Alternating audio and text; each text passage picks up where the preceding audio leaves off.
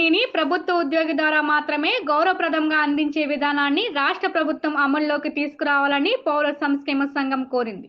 వృద్ధులకు, వితంతులకు, దివ్యాంగులకు, ఒంటరి మహిళలకు, ట్రాన్స్జెండర్స్కు, హెచ్ఐవి వ్యాధిగ్రస్తులకు ఇస్తున్న పెన్షన్లను వారికి ఇచ్చినట్టుగా తీసే ఫోటోలను ప్రభుత్వ రికార్డులకు మాత్రమే పరిమితం చేయాలన్నారు.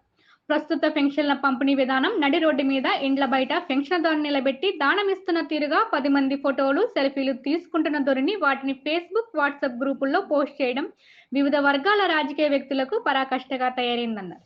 బతికి చెడ్డ కుటుంబాలుంటాయని వారి ఫోటోలు తీసి సామాజిక మాధ్యమాల్లో పోస్ట్ చేయడం వలన ఎంతో మంది చెప్పుకోలేని మానసిక శోభకు గురవుతున్నారన్నారు. ఎమ్మెల్యే, ఎంపీ, కౌన్సిలర్, సర్పంచ్ లేదా అధికారి పెన్షన్ ఇచ్చే సమయాల్లో ఫోటో తీసి మీడియా ప్రచారం ఇవ్వడం వల్ల ఎటువంటి ఇబ్బంది ఉండదని, 64,52,052 పెన్షన్లు పంపిణీల్లో గోప్యత లేకుండా సామాజిక మాధ్యమాల్లో దానం చేస్తున్నట్లుగా ఫోటోలు వెలుస్తున్నాయన్నారు. పెన్షన్దారుల పట్ల మానవత దృక్పథం, గౌరవం లేకుండా వివిధ శ్రేణులు పోటీ పడుతూ సామాజిక మాధ్యమాల్లో పెడుతున్న ఫోటోలు వికృతంగా తయారవుతున్నాయన్నారు.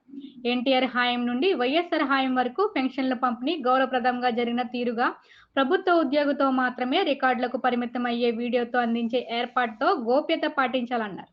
సామాజిక పెన్షన్లు పంపిణీ ప్రచారం వికృతంగా తయారవుతున్న తీరు పట్ల మానవ హక్కుల కమిషన్, రాష్ట్ర ముఖ్యమంత్రి, డిప్యూటీ ముఖ్యమంత్రి స్పందించాల్సిన అవసరం ఉందని పౌర సంఘం కన్వీనర్, సామాజికవేత్త దోసలపూడి రామరాజు కోరారు. ఎన్టీఆర్ హయాం నుంచి వైఎస్ఆర్ హయాం వరకు వృద్ధులకు, వితంతులకి, వికలాంగులకి, ఒంటరి మహిళలకి, అదేవిధంగా వ్యాధిగ్రస్తులకి, ఇతర అనేక రకాలైనటువంటి పింఛన్లు ఉన్నాయి. ఈ ప్రభుత్వ సామాజిక పింఛన్లు అన్నీ కూడా ఒక ప్రభుత్వ ఉద్యోగి ఆ పింఛన్దారుడి ఇంటికి వెళ్ళి ఇచ్చేవారు, లేదా ఒక పోస్ట్ మ్యాన్ తెచ్చి ఇచ్చేవారు, లేదా ఒక బ్యాంక్ అకౌంట్లో వేసేవారు. వారు గోప్యంగా తీసుకునేవారు.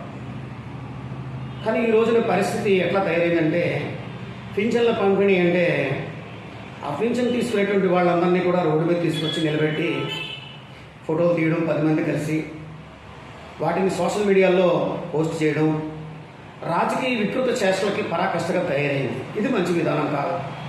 ఎందుకంటే పింఛన్లు తీసుకునేటువంటి వాళ్ళలో బతి చెట్టు కుటుంబాలు అనేకమైన ఉంటాయి. పేదవాడైనంత మాత్రాన, సామాన్యుడైనంత మాత్రాన, చితికిపోయిన కుటుంబం అయినంత మాత్రాన, ప్రభుత్వ పింఛన్ తీసుకున్నంత మాత్రాన ఏదో దానం తీసుకున్నట్టుగా ప్రచారాలు చేసేయడం అనేటువంటి వాతావరణం అనేటువంటిది మంచి విధానంగా లేదు. వారందరూ కూడా తీవ్రమైనటువంటి శోభకు గురవుతున్నటువంటి పరిస్థితులు ఉన్నాయి. దీన్ని మానవ హక్కుల కమిషన్ ఒకసారి పరిశీలించాల్సినటువంటి అవసరం ఉంది. రాష్ట్ర ముఖ్యమంత్రి గారు కానీ, రాష్ట్ర డిప్యూటీ ముఖ్యమంత్రి గారు కానీ ఒకసారి పరిశీలన చేయాల్సినటువంటి అవసరం ఉంది. ఒక ప్రభుత్వ ఉద్యోగిని పంపించండి, ఆ పింఛన్ ఇప్పించండి, వీడియో తీయించండి, వాటిని రికార్డుకి మాత్రమే పరిమితం చేయండి. ఒక ఎమ్మెల్యే గారు, ఒక ఎంపీ గారు, ఒక కౌన్సిలర్ గారు, ఒక సర్పంచ్ గారు, లేదా ఒక అధికారి ఎవరైనా పింఛన్ ఇస్తే ఆ ఫోటోని మీడియాకి ప్రచారం చేయండి, తప్పలేదు. కానీ రాష్ట్రంలో ఎంతమందికి ఇస్తా ఉన్నారో అన్ని ఫోటోల్ని మీడియాలో, సోషల్ మీడియాలో అంటే ఫేస్బుక్లోని, వాట్సాప్ గ్రూపుల్లోని ప్రచారం పోస్టులు చేసి వికృత చేష్టలతోటి రాజకీయ పైచారిని పొందుతూ ఉన్నారు. ఇది మంచి విధానం కాదు. కాబట్టి ప్రభుత్వం ఈ పింఛన్ల పంపిణీ విధానంలో ఒక మంచి మార్పు చేయాలని చెప్పి పౌర సంక్షేమ సంఘం కోరుకుంటోంది.